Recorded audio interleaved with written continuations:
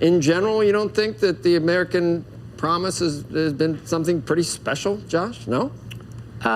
I would say it depends what time span. I would say over the past, say, 30 to 40 years, that promise has mostly fallen short.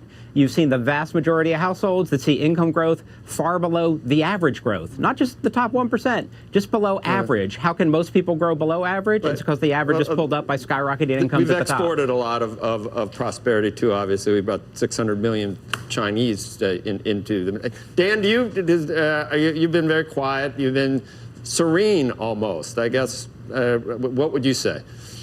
I think the fundamental difference that we probably have is I think policymakers should focus on mobility and opportunity and growth. I think a fixation on inequality and a fixation on wealth redistribution is a problem economically, but I also think, talking to some of my Democratic friends on Capitol Hill, it's a problem politically. If Bernie Sanders and Kamala Harris and all the rest are competing on who can raise taxes the most and who can be most spiteful toward higher income taxpayers, I don't think that sends a good message to an American people that still believe in upward mobility and striving and the American dream. I mean, Josh, I always have a problem. Do you want a system that continues to lead the world in creating millionaires, or would you rather have a system that caps people at a number below that because it's some type of zero-sum game in your view? Or do you want people to become millionaires in the United States?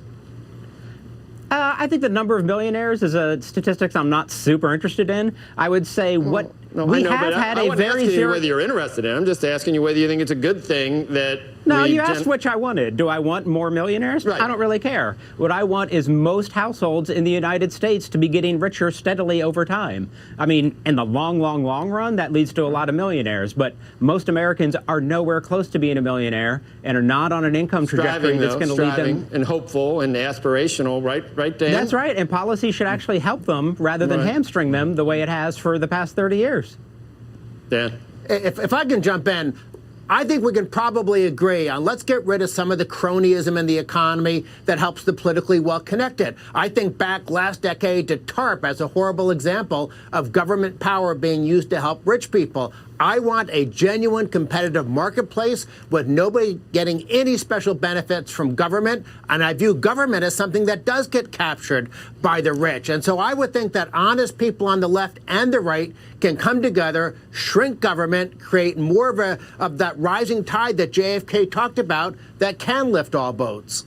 So let me ask you both a question. What the poll doesn't measure is the sense that people have that inequality of opportunity has gone up, that people don't have the same opportunities as they had before.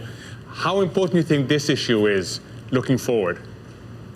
Well, I'll jump in on that. There are some things in life that are unfair. The academic research says if you're taller, you will earn more income over your life. If you're good looking, you earn more income over your life. If you have better parents, you earn more income over your life. Those are things that government can't fix or can't change. But what government can do, why don't we break up the failed government education monopoly, have school choice, especially for people in poor areas, so that they can break out? But Bernie Sanders just the other day said not only no school choice, but no charter schools, because he's putting union bosses at the National Education Association ahead of kids. So there are lots of things that, in theory, we should be able to all agree on. Dan, Josh, it is a longer debate, and I know we will continue it and have you back. We want to thank you. Robert Frank, thank you. And we got to thank Mohammed for hanging out with us for the last hour. Thank you.